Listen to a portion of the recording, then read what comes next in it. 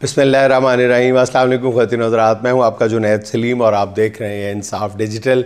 नाज़रीन, आज के वीलॉग में आपको नून लीग पर गिरने वाले एक बम से आगाह करना है। बहुत बुरी ख़बर उनके लिए, नून लीगियों के लिए, उससे आगाह करना है आपको।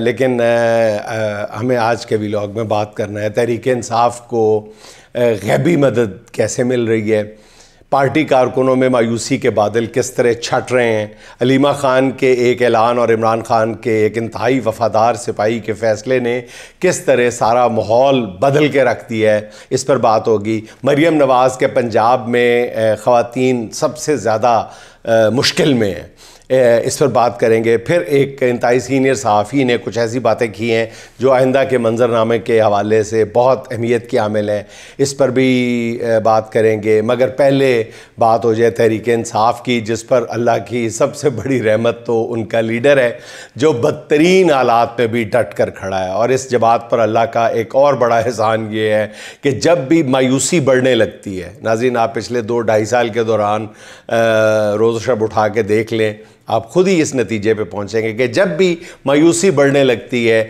यूँ लगता है कि अब इस बहरान से ये जमात जिसका नाम PTI है शायद ही बच सकेगी। लेकिन फिर अचानक अल्लाह की नुसरत आती है और सारी मायूसी छट जाती है। पिछले कुछ अरसा से पार्टी के अंदर जारी लड़ाइयों ने सबसे ज़्यादा कारकुनों को परेशान करके रख दिया था। यूँ लगता था कि सरकारी टाउट्स ने मुकम्मल तौर पर PTI का चार्ज संभाल लिया, मगर अब उम्मीद की एक नई किरण दोबारा जाग गई है। इमरान खान जो बाहर से दबाव आ गया है एस्टेब्लिशमेंट पे, और जो अवामी दबाव है, मैं उससे हट के बात कर रहा हूँ।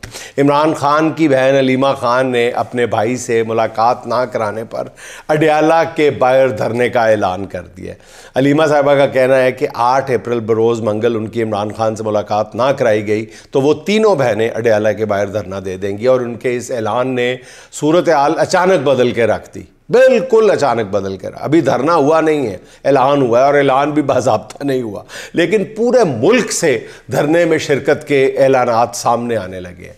कुछ अरकान असम्बली ने धरने में शिरकत का ऐलान कर दिया है, कुछ ने अपने इलाकों में ऐलानात करवाने शुरू कर दिए। PTI के तमाम अरकान असम्बली पे नाजरीन इसके बाद दबाव बढ़ गया है कि वो भी पूरी क़ुव्वत के साथ इस धरने में शरीक हों।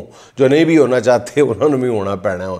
सबसे बढ़कर रावलपिंडी और इस्लामाबाद के अरकान असम्बली और टिकट होल्डर्स पर जिम्मेदारी आयद हो गई है कि वो पूरी तैयारी के साथ इस धरने में शिरकत करें।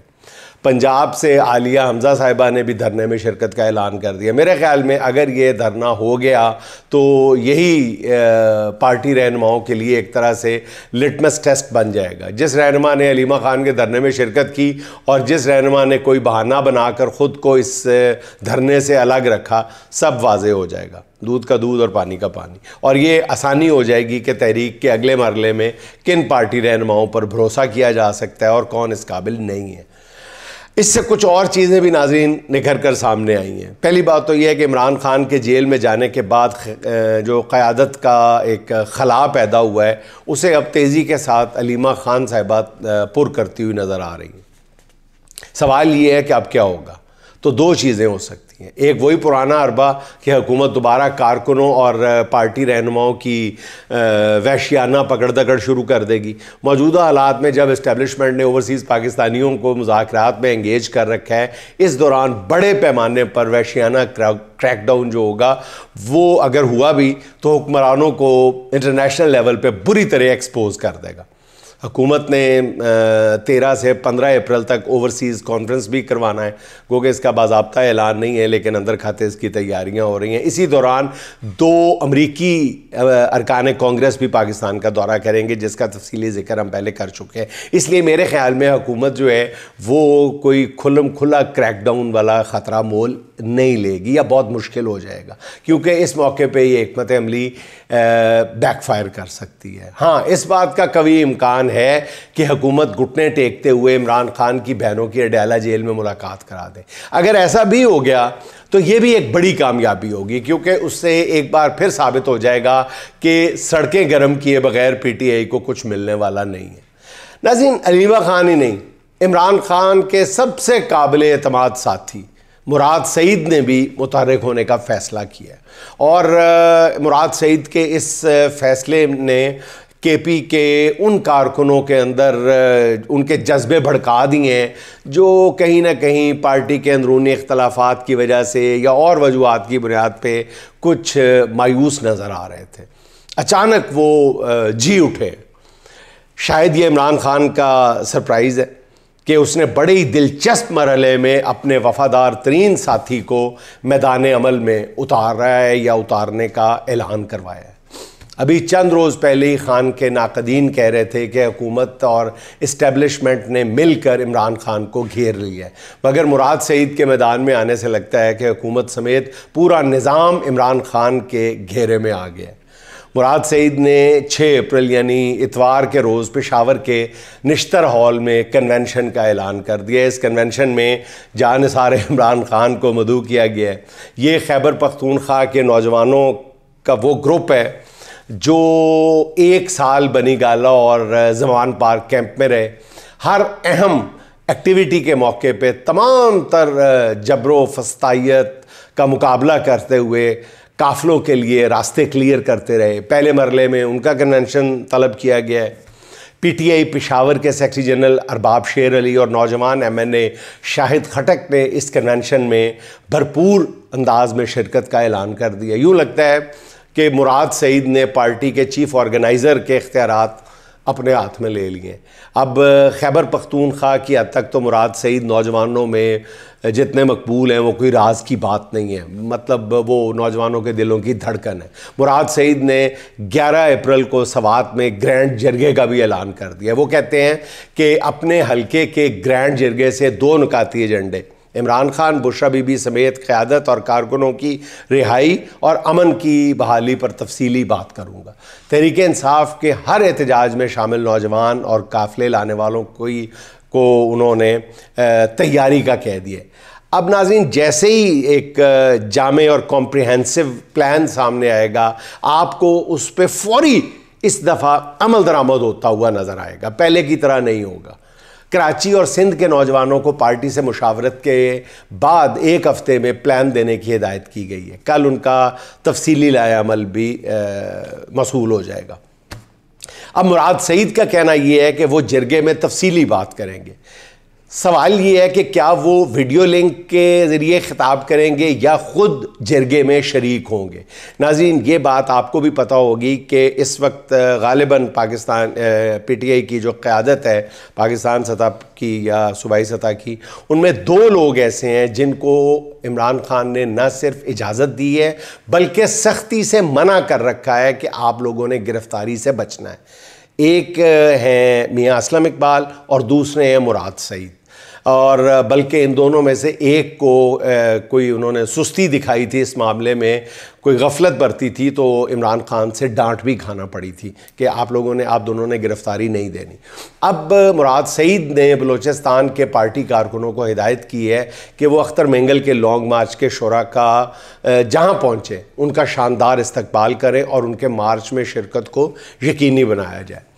मुराद सईद ने आइंदा पूरे खैबर पख्तूनख्वा का अमन जरगा बुलाने का भी ऐलान कर दिया। ऊपर नीचे हमले किए हैं मुराद सईद ने। ग्राउंड सूरत हाल नाज़रीन बड़ी दिलचस्प हो गई है, यानी कहते हैं ना ज़मीन तपा देना, उसने एक दफ़ा ज़मीन गरमा दी है। मुराद सईद का मुतहर्रिक होना नाज़रीन मुझे तो एक हतमी तहरीक का नुक्ता आगाज़ लग रहा है। साथ ही मुझे इमरान खान का वो बयान याद आ रहा है जिसमें उनका कहना था कि ईद के बाद सड़कें गर्म होंगी, हर तरफ एहतजाज ही एहतजाज नज़र आएगा। और नाज़रीन, मेरी बात भी अपने जहन में रखिएगा कि मैंने कहा था कि ये कोशिशें उस वक्त कामयाब होंगी जब चारों तरफ से, अदालत की तरफ से, बाहर से होने वाले हमले, अंदर आवाम का प्रेशर, सड़कों पर आने का प्रेशर, ये सारे प्रेशर्स एक ही वक्त में साइमल्टेनियसली काम करेंगे तो फिर काम बनेगा। और उसमें जो काम बनने में सरे फहरिस्त, काम बनने की जो फहरिस्त है, पहले नंबर पे इमरान खान की रिहाई होगी। जो ही वो शेर का बच्चा बाहर आया, उसने जंगला तोड़ के वो आया, तो फिर मैं नाजरीन बार बार कहता हूँ, रोज़ाना कहता हूँ कि उसको जेल में बंद करने वाले जो हैं वो कोई दीवार पे चढ़ा हुआ नज़र आएगा, कोई दीवारें फलांगता हुआ नज़र आएगा, कोई छत पे चढ़ा हुआ नज़र आएगा, कोई करीब भी नज़र नहीं आएगा। अच्छा नाजरीन, इसी से मिलती जुलती बात मारूफ सहाफ़ी नजम सेठी साहब ने एक बड़ी अहम खबर देते हुए कही है। उनका कहना है कि अमेरिकी कांग्रेस में 20 अप्रैल को एक कॉन्फ्रेंस बुलाई गई है जिसमें उन्हें भी दावत दी गई है कि वो आकर गवाही दें और बताएं कि पाकिस्तान में क्या हो रहा है, लेकिन उन्होंने जाने से इनकार कर दिया क्योंकि अगर वहाँ जाकर खरी बात कर दी तो सबको रगड़ा देना पड़ेगा, सब नाराज़ हो जाएंगे और फिर मुझे भी रगड़ा लग जाएगा, सेठी साहब कह रहे हैं। सेठी साहब ने मज़ीद कहा कि पेशगोइयाँ की जा रही हैं कि उन्हें स्टेटस को चलेगा। उनका कहना ये है कि ये हर बंदा, यानी कि हर बंदे से क्या मुराद है नाज़रीन, आप अच्छी तरह से समझते हैं कि जो लोग इस वक्त इस्टेब्लिशमेंट की गोद में, ताकतवर हल्कों की गोद में बैठे हुए हैं, उनका सारा लुब्बे लुबाब ही ये है, महवर मरकज़ी गुफ्तगू का ये है कि कुछ नहीं होने वाला, कुछ नहीं होता, सब ऐसे बोल रहे हैं, कुछ भी नहीं होगा। ये इनके 4 व्लॉगर्स हैं जो ये झूठी सच्ची खबरें गढ़ते रहते हैं। अब वो सारी खबरें आपके सामने हकीकत बन के खड़ी हो गई हैं। अब ये दोबारा क्यों नहीं कहते कि ये खबरें खुद घड़ रहे हैं? अब जब ऑफ डेज़ पे जेल को खुलवाया जा रहा है, जब अमरीकियों की मुलाकातें आ रही हैं सामने, जब एक एक चीज़ सामने आ गई है, उनकी तस्दीक हो रही है, अब ये लोग कहाँ गए जो कहते थे कि ये खुद ही अपने हामियों को तसल्लियाँ देते हैं और ये करते हैं और वो करते हैं। नाज़रीन, अब खान साहब का नजम सेठी साहब का ये कहना है कि पेशगोइयाँ की जा रही थी कि स्टेटस को चलेगा, इमरान खान की कोई अहमियत नहीं है, उसको बाहर नहीं आने दिया जाएगा, जो इस वक्त इक़्तिदार में बैठे हैं यही बैठे रहेंगे। लेकिन अवाम का कोई नहीं सोच रहा कि अवाम क्या सोच रही है, अवाम क्या करेगी। जिस दिन अवाम फटी उस दिन सब कुछ फट जाएगा, ये नजम सेठी साहब कह रहे हैं। सेठी साहब कहते हैं कि मुझे तो लगता है आगे एक लंबी गुफ्तगू है, लेकिन मेरा वैसे ज़ाती ख्याल है कि नजम सेठी साहब जो है वो इक़्तिदार की जिन ग़ुलाम गर्दिशों में बैठते उठते हैं, बरसरे इक़्तिदार अशराफिया के जिन किरदारों तक उनकी रसाई है, उन्होंने किसी तरंग में आकर उनका सारा प्लान कौम के सामने अपना रख दिया। अब पता नहीं नजम सेठी साहब ने गुस्से में आकर ये बात कह दी है, या वो भी इक़्तिदार में बैठे अपने दोस्तों से मायूस हो चुके हैं, या वो भी किसी बड़ी सीट के मुतमन्नी थे, नहीं मिल रही, या व्हाटएवर, मुझे नहीं पता। मगर उन्होंने बड़ी अहम बात की है कि इक़्तिदार के ऐवानों में अपने लिए तो प्लानिंग हो रही है मगर आवाम के बारे में कोई नहीं सोच रहा। इस तरह की बातों से नाज़रीन लगता है कि पस पर्दा चीज़ें बहुत ही डिस्टर्बिंग हैं। शायद कहीं ना कहीं नई सफ़बंदी शुरू हो चुकी है। मैंने कल जब मुज़ाकरात, डील और इस तरह की बातें हो रही थी तो उस वक्त भी मैंने अर्ज़ किया था कि चीज़ों ने अंगड़ाई लेना शुरू कर दी है। आप मोहतात से मोहतात लफ्ज़ों में कहें तो ये ज़रूर कहेंगे कि चीज़ें अनफोल्ड होना शुरू हो गई हैं और बहुत तेज़ी के साथ अनफोल्ड होना शुरू हो गई हैं। और नाज़रीन, आखिर में एक ये ख़बर के उर्दू के एक बड़े अखबार के सफ़ा अव्वल पे आज एक ख़बर शाया हुई है कि मरियम नवाज़ के हुक्म और जराइम के ख़िलाफ़ ज़ीरो टॉलरेंस पॉलिसी के तहत जराइम की शरह में नाकाबिले यकीन हद तक कमी वाक़ई हो गई है। ख़बर में दावा किया गया है कि पंजाब बिलखसूस लाहौर में जराइम 49% कम हो गए। एक तरफ जराइम में कमी का ये दावा है और दूसरी तरफ पंजाब पुलिस की तरफ से जारी होने वाले हक़ाइक़ चीख चीख कर बता रहे हैं कि मरियम नवाज़ की हुकूमत में सबसे ज़्यादा ख़वातीन का जीना हराम हो चुका है। हालांकि वज़ारत आला का हल्फ उठाने के बाद आपको याद होगा कि मरियम साहबा ने फरमाया था कि ख़वातीन मेरी रेड लाइन है। अब इस रेड लाइन का क्या हाल है? रिपोर्ट कह रही है, मेरी रिपोर्ट नहीं, किसी पीटीआई की रिपोर्ट नहीं, किसी और की नहीं, ये पंजाब पुलिस की अपनी रिपोर्ट है। वो कह रही है इस रेड लाइन के बारे में कि लाहौर में रवां साल के पहले 3 माह के दौरान ख़वातीन और बच्चों के साथ जराइम की शरह में तशवीशनाक हद तक इजाफा देखने को मिला है। पुलिस के अदाद शुमार के मुताबिक 3 माह के दौरान लाहौर में 27 ख़वातीन को कत्ल किया गया है, जबकि 151 ख़वातीन से ज़्यादती के मुकदमात दर्ज किए हुए हैं। इनमें से 41 मुल्ज़मान अभी तक कानून की गिरफ्त से बाहर हैं। इस दौरान 1182 ख़वातीन को अगवा किया गया, जिनमें से 194 ख़वातीन अभी तक बाजियाब नहीं कराई जा सकी। इस अरसे में 138 बच्चों को अगवा किया गया, जिनमें से 14 बच्चे अभी तक लापता हैं। बच्चों से ज्यादती के 47 मुकदमात दर्ज हुए 3 महीने के दौरान। ज़हन में रखें, रेड लाइन।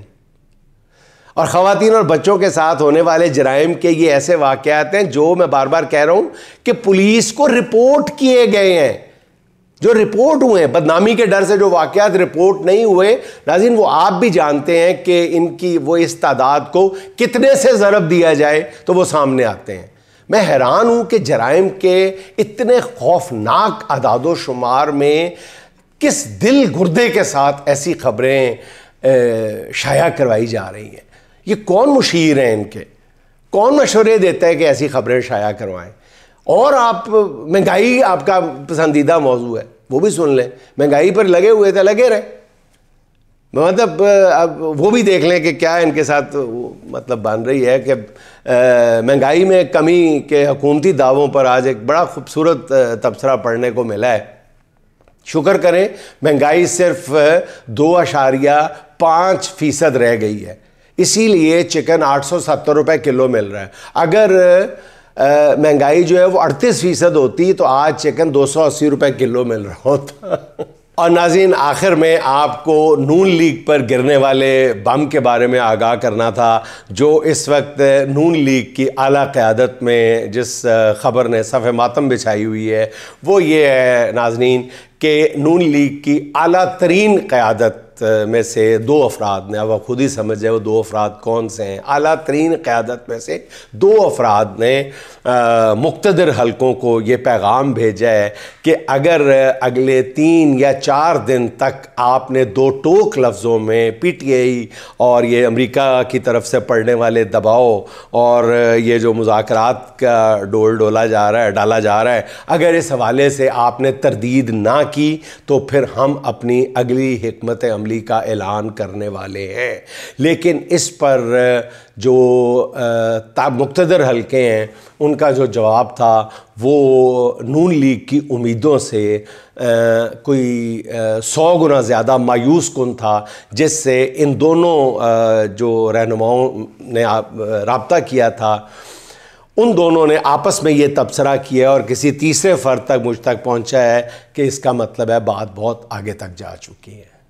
नाज़रीन, यहाँ से आप अंदाज़ा लगा लें कि नून लीग इस वक्त किन हालात से गुज़र रही है। और नाज़रीन, चलते चलते आखिर में खालिदा अनवर साहबा के 2-4 अशार सुन लें जो ऐन हस्बे हाल हैं। अगर आप गौर फरमाएं, दिन किसी तौर से कट जाता है, लम्हा तीरगी टट जाता है। दिन किसी तौर से कट जाता है, लम्हा तीरगी टट जाता है। जब सवा नेज़े पे सूरज आए, जिस्म का साया भी घट जाता है। मंजिल शौक़ जब आती है करीब, रास्ता अश्कों से अट जाता है, रास्ता अश्कों से अट जाता है। मेरी जीती हुई बाजी को कोई आने वाहिद उलट जाता है, आने वाहिद उलट जाता है। मेरे सदमात का किस्सा सुनकर दिले सद चाक भी फट जाता है। एक इस मौसम हिजरा के सिवा जैसा मौसम भी हो कट जाता है। नाज़रीन, खुश रहें, खुश रखें। आपसे मुलाकात होगी इंशाअल्लाह अगले व्लॉग में। अल्लाह।